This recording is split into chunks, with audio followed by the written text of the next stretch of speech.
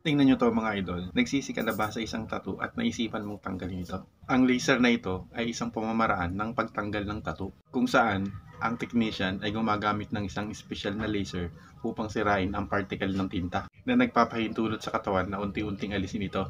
Alam nyo ba kung bakit ang parot na ito ay nagdidikit ng mga dahon sa kanyang sarili at meron din mga piraso ng papel at tuyong damo? Ang totoo, hindi nila ito ginagawa para manligaw o mangakit ng kapareha. Sa halip, ginagawa ito ng pitch-face lovebird bilang bahagi ng kanilang panahon ng pagpaparami. Para sa paggawa ng kanilang pugad, ito ay isang automatikong rebar tying tool na nagsisecure sa mga steel bar sa isang construction site na tinitiyak ang katatagan bago ang pagbubuhos ng konkreto. Isang 130 million years old na bakas ng mga dinosaur ang natagpuan sa ilog ng Texas pagkatapos ng tagtuyot. Ayon sa Texas Park and Wildlife Department, ang mga bakas na hugis at sulok ay iniwan ng isang dinosaur na may 15 talampakan na malamang ay tumitimbang ng 7 tonelada. Ang maliit na hayop na tumatawang ito ay isang kukabura, ang pinakasikat na may kakaibang tawa ang tunog at kapansin-pansin na parang tawa ng tao. Sa katunayan, ginagamit nila ang tawang ito bilang deklarasyon ng teritoryo na naguhudyat sa ibang mga ibon na naangkin niya na ang lugar. Alam nyo bang may pool na pwede kang sumisid nang hindi ka nababasa? Ito ay art installation ni Lindro Ehrlich na nagbibigay ng ilusyon sa fully functional na swimming pool.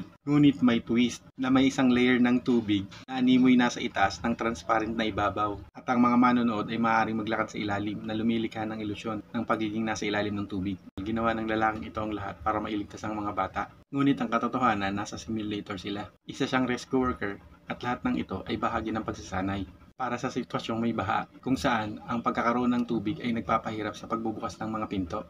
Ang inventor ng L-shaped flood barrier na ito ay tunay na isang henyo. Ito'y maaaring mukhang simple, ngunit ang disenyo nito'y mahusay at praktikal. Bawat panel ay tumitimbang lamang ng 3 kilo at halos kasing nipis ng papel. Ngunit pag ang baha ay nangyari, ang simpleng paglalagay sa lupa ay epektibong humaharang sa tubig. Ito ay nilaan sa mga tao para upuan sa stadium at nananatili sa araw sa loob ng maraming taon. At dahil nasisikatan ng araw, ang kanilang kulay ay nagiging mapusyaw. Ngayon, sa pamamagitan ng paggamit ng apoy, sila'y bumabalik sa dati. Maaaring nagtataka ka kung bakit hindi nasusunog ang upuan. Sa katunayan, ang unang layer lang ang nasusunog, kaya nagiging mukhang bago uli.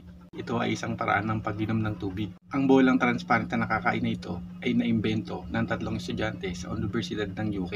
Hindi lamang ang tubig sa loob ang pwedeng inumin dahil ang panlabas na laman ay nakakain din. Ito ay ginawa mula sa seaweed extract at nakakain gel. Ginagawang madali para sa katawan ng tao na agad na matunaw. Maraming tao ang nagtatanong sa pangangailangan nito kung pwede namang uminom ng direkta. Ang pangunahing dahilan sa pagbabagong ito ay proteksyon sa kapaligiran. Sa Sweden, naimbento ang pinakahenyong speed bump na nakikita mo. Kaya sa halip na pilitin ang pagsunod sa batas trapiko, ang ActiBump Special Radar ay nagpapadala ng senyales sa speed bump para bumaba ng ilang pulgada. Ngunit kung matukoy lang nila na ang driver ay lumagpas sa speed limit,